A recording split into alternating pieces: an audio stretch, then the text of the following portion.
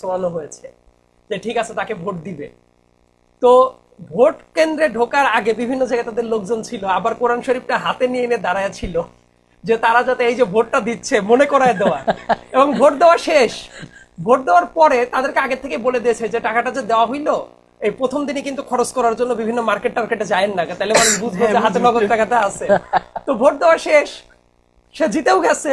2-3 দিন পরে যখন ওই টাকার বান্ডেল গুলো নিয়ে প্রত্যেকে দোকানে গেছে, যা দেখে টাকাটা হলো জাল। এই জাল নোটটা হওয়ার কারণে সিরাজগঞ্জে এই ঘটনা প্র্যাকটিক্যালি ঘটেছে। তো যাওয়ার পরে তারপর যখন গেছে যে এই যে আপনি তো চেয়ারম্যান নির্বাচিত হয়েছেন, আপনাদের জাল নোট দিচ্ছেন কেন? আইনগত ভাবে কি জাল নোট লেনদেন করা, যে কোনো কিছু রাখা অনৈতিক। তারপর সে আবার উল্টা থ্রেট দিয়েছে তোমাদের কাছে যে জাল নোট আছে এটাই তো বেআইনি, পুলিশে ধরাই দিব, তাড়াতাড়ি আসো। এইটাই বাংলাদেশে এটাও কিন্তু হয়, এটা প্র্যাকটিক্যালি হয়েছে সিরাজগঞ্জে। এটা হয়।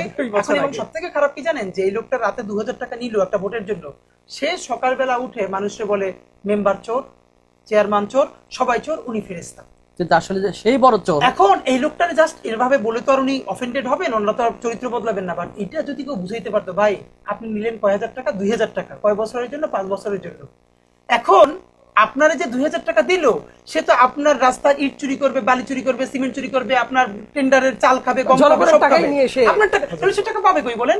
একজন চেয়ারম্যান সে কয় টাকা প্রতি বছরে পায়? তার 10 গুণ তো 100 গুণ খরচ করে ইলেকশনে। এখন সে যদি আমার রড, সিমেন্ট, চাল, ডাল না খায়, সে খাবে কি? এবার সে যদি একটু তারে বুঝাই বলতো, বাবা আপনি 2000 টাকা নিয়েন না, আমরা যদি কেউ টাকা নেয় নাই, তাহলে তো এই লোকটার তো ইলেকশনে খরচই হবে না।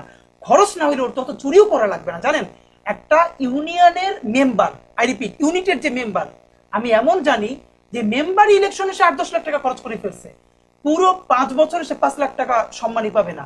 এখন এই ইলেকশনটা করে তিনজনই হয়তো 10 লাখ করে খরচ করছে, একজন জিতবে, সে ওইখান থেকে চুরি চামারি করে ব্যাকআপ দিবে, বাকি দুজন কিন্তু টাকা ধার করছে।